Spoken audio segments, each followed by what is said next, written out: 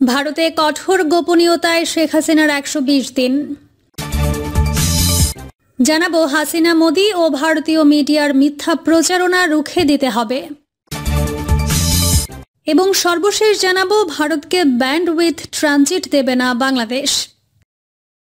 এতক্ষণ শুনছিলেন সংবাদ শিরোনাম, এবার বিস্তারিত। ভারতে কঠোর গোপনীয়তায় শেখ হাসিনার ১২০ দিন। ছাত্র জনতার গণ অভ্যুত্থানে গত ৫ আগস্ট ভারতে পালিয়ে যান ক্ষমতাচ্যুত প্রধানমন্ত্রী শেখ হাসিনা। ৫ ডিসেম্বর তার পালানোর ৪ মাস পূর্তি হলো। তবে এই সময়ে তিনি কোথায় গা ঢাকা দিয়ে আছেন, কি করে তার দিন কাটছে তা নিয়ে কৌতূহল কম নেই। কৌতূহল থাকলেও তার অবস্থান সম্পর্কে খুব বেশি কিছু জানা যাচ্ছে না, কারণ কঠোর গোপনীয়তার মধ্যে তাকে রেখেছে ভারত সরকার। শেখ হাসিনা ভারতে আশ্রয় নেওয়ার ৫ দিন পর একটি ভিডিও বক্তব্য সামনে আসে। এরপর তার কয়েকটি অডিও রেকর্ড ফাঁস হয়। আবার যুক্তরাষ্ট্র ও নেদারল্যান্ডসে আওয়ামী লীগের নেতাকর্মীদের সঙ্গে তার ভিডিও কনফারেন্সে অংশ নেওয়ার খবরও শোনা যায়। ঢাকা ছাড়ার পর শেখ হাসিনা দিল্লিতে ছিলেন। তখন গণমাধ্যম সূত্রে জানা যায় নয়াদিল্লির লোদি গার্ডেনের লুটেন্স বাংলো জোনে একটি সুরক্ষিত বাড়িতে ছিলেন তিনি।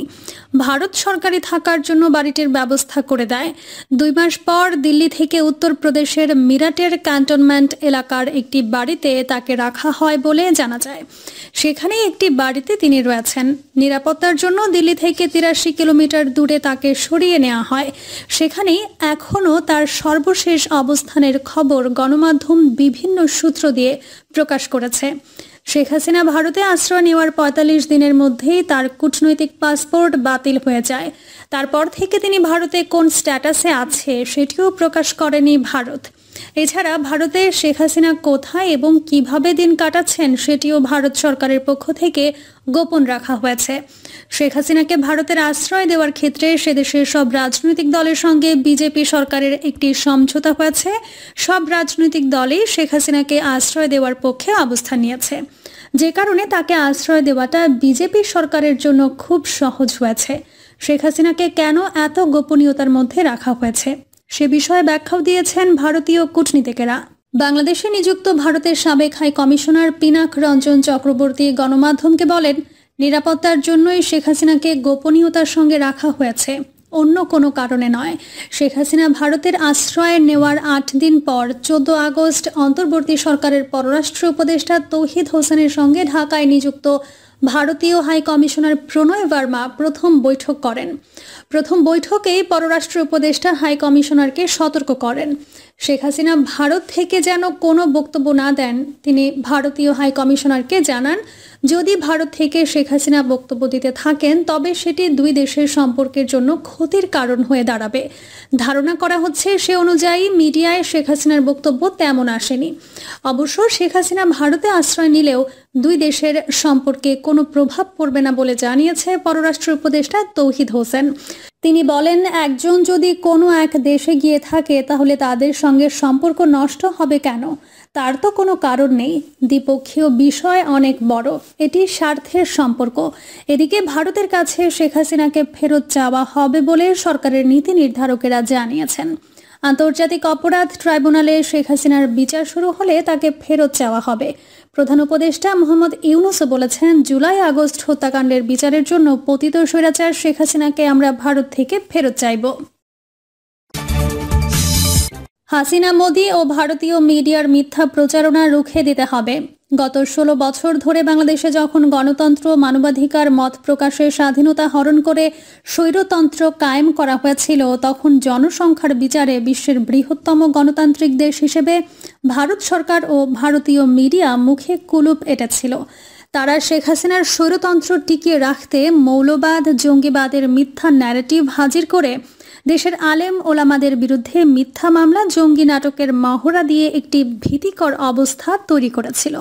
জাতিকে বিভক্ত করে রাজনৈতিক একাধিপত্য টিকিয়ে রাখতে ভারতীয় মিডিয়ার সাথে সুর মিলিয়ে দেশের সব গণমাধ্যমকেও ফ্যাসিবাদী বয়ান প্রতিষ্ঠিত করতে সরকারের সর্বোচ্চ অগ্রাধিকার হিসেবে নির্দেশনা জারি করা হয়েছিল।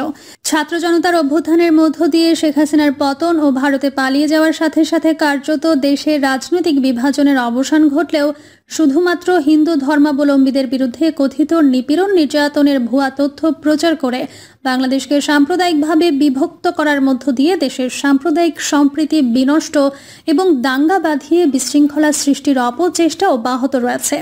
হিন্দুত্ববাদী ভারতীয়রা গণমাধ্যম ও সামাজিক যোগাযোগ মাধ্যমে বাংলাদেশ বিরোধী অপপ্রচার ও ডিসইনফরমেশন বা প্রোপাগান্ডা ক্যাম্পেইন চালিয়ে যাচ্ছে।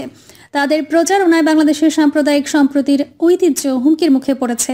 তারা রীতিমতো বাংলাদেশের একটি রক্তক্ষয়ী দাঙ্গা পরিস্থিতি সৃষ্টি করতে চাইছে। ছাত্র জনতার অভ্যুত্থানে হাসিনার স্বৈরশাসনের পতনের পর থেকে ভারতীয় মিডিয়া এবং সরকার বাংলাদেশে রাজনৈতিক পরিবর্তনের বিপক্ষে প্রতি বিপ্লবের অপচেষ্টায় উস্কানি দিতে দেখা গেছে।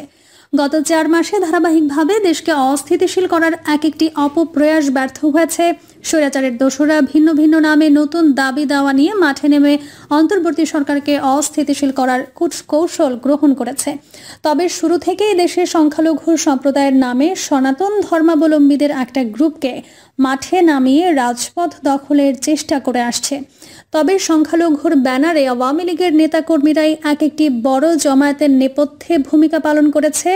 ইসকন ও সনাতনী জাগরণ জোটের সমাবেশ ও দাবি দাওয়াকে ঘিরে নানা উস্কানি, রাষ্ট্রদ্রোহ ও নাশকতার ঘটনাগুলোকে মিথ্যা ও ভুল তথ্য সহযোগে ভারতীয় মিডিয়া ও সামাজিক মাধ্যমে উস্কানিমূলকভাবে প্রচারণা চালিয়ে একটি অনাকাঙ্ক্ষিত, উত্তপ্ত ও সাংঘর্ষিক পরিস্থিতি সৃষ্টির চেষ্টা করা হয়েছে। চট্টগ্রামের আদালত পাড়ায় দিনে দুপুরে ইসকন সমর্থকদের হাতে মুসলমান আইনজীবী হত্যা সেসব বিদ্বেষমূলক মিডিয়া ক্যাম্পেইনেরই ফল। চিন্ময় কৃষ্ণ দাস বাংলাদেশের নাগরিক। সুনির্দিষ্ট অভিযোগে তাকে গ্রেপ্তার করা হয়েছে। আইনগত প্রক্রিয়ায় তার শাস্তি অথবা মুক্তি নিশ্চিত হবে। গুরুতর চারিত্রিক স্খলনের অভিযোগে ইতোমধ্যে তাকে ইসকন থেকে বহিষ্কার করা হয়েছে মর্মে ইসকন তার অপকর্মের দায় নেবে না বলে জানিয়েছে। সেখানে চিন্ময় কৃষ্ণ দাসের মুক্তির দাবিতে ভারত সরকার বিবৃতি দিয়েই ক্ষান্ত হয়নি। সনাতন ধর্মাবলম্বীদের বিভিন্ন গ্রুপের উস্কানিমূলক কর্মকাণ্ডেও হাওয়া দিয়েছে। কলকাতায় বাংলাদেশ ডেপুটি হাই কমিশন এবং ত্রিপুরায় সহকারী হাই কমিশন কার্যালয়ে উশৃঙ্খল জনতার ধ্বংসযজ্ঞ, বাংলাদেশের পতাকা অবমাননা, সীমান্তে লং মার্চ আয়োজন করে বাংলাদেশের স্বাধীনতা ও সার্বভৌমত্বের বিরুদ্ধে প্রচ্ছন্ন হুমকিকে শুধুমাত্র উগ্রবাদীদের বিচ্ছিন্ন ঘটনা বলে মনে করার কোনো কারণ নেই। বিজেপি সরকার সহ ভারতের রাজনৈতিক দলগুলোর সমর্থন এবং উস্কানি ছাড়া এসব কর্মকাণ্ড সংঘটিত করা অসম্ভব ছিল।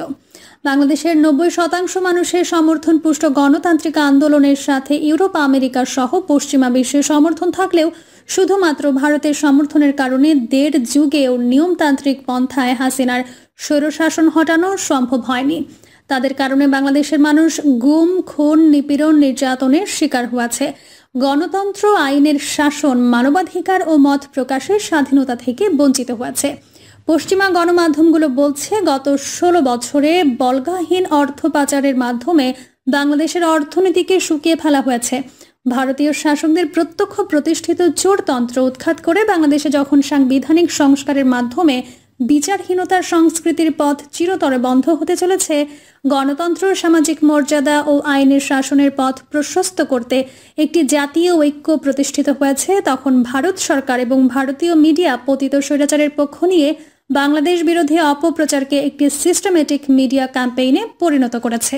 এসব মিথ্যা প্রচারণা বাংলাদেশের ফ্যাসিবাদ বিরোধী জনমতকে বিভ্রান্ত করতে না পারলেও সাময়িকভাবে হলেও পশ্চিমা সমাজে বাংলাদেশের বর্তমান পরিস্থিতি সম্পর্কে ভুল বার্তা দিচ্ছে। ভারতীয় একটি টুইটার অ্যাকাউন্ট থেকে প্রচারিত এক প্রতিবেদনে বলা হয়েছে, চট্টগ্রামে সেনাবাহিনীর অভিযানে 50 হিন্দু হতাহত হয়েছে এবং 6 হিন্দু নারীকে অপহরণ করা হয়েছে। অথচ ইসকন সমর্থকদের হামলায় একজন মুসলমান আইনজীবী নিহত হওয়া ছাড়া সেখানে হিন্দুদের হতাহত হওয়ার কোনো ঘটনাই ঘটেনি। হাজারীগলিতে ইসকন সদস্যদের হামলা ও অ্যাসিড নিক্ষেপে অন্তত যৌথ বাহিনীর প্রায় 20 সদস্য আহত হয়েছে। ভারতীয় মিডিয়া মিথ্যা ও বানোয়াট তথ্য প্রচার করলেও বাংলাদেশের কিছু গণমাধ্যম যেন বিগত স্বৈরাচারের সময়ের আনুগত্যের রেশ কাটাতে পারছে না। প্রকাশ্য দিবালোকে ইসকন সমর্থকদের হাতে নির্মমভাবে নিহত আইনজীবী সাইফুল ইসলাম আলিফ হত্যাকাণ্ডের ঘটনার সংবাদ শিরোনাম দেখে অনেকেই বিস্ময় প্রকাশ করেছেন। ভারতীয়দের হাজার হাজার ফেসবুক, টুইটার ও ইনস্টাগ্রাম আইডি দিয়ে পরিকল্পিতভাবে মিথ্যা তথ্য ছড়িয়ে অন্তর্বর্তী সরকারকে বেকায়দায় ফেলার মিশন ইতোমধ্যে অনেকটাই ব্যর্থ হয়েছে। দেশে একটি রাজনৈতিক সমঝোতা ও আওয়ামী ফ্যাসিবাদ বিরোধী বৃহত্তর জাতীয় ঐক্যের কারণেই ভারতীয় অপপ্রচার হালে পানি পাচ্ছে না, তবে তাদের পরিকল্পিত অপপ্রচারের বিরুদ্ধে নীরবতার কোনো সুযোগ নেই। আমাদের পররাষ্ট্র মন্ত্রণালয়কে নিয়মিত ঘন ঘন প্রেস ব্রিফিংয়ের মাধ্যমে ভারতীয় অপপ্রচারের জবাব দিতে হবে।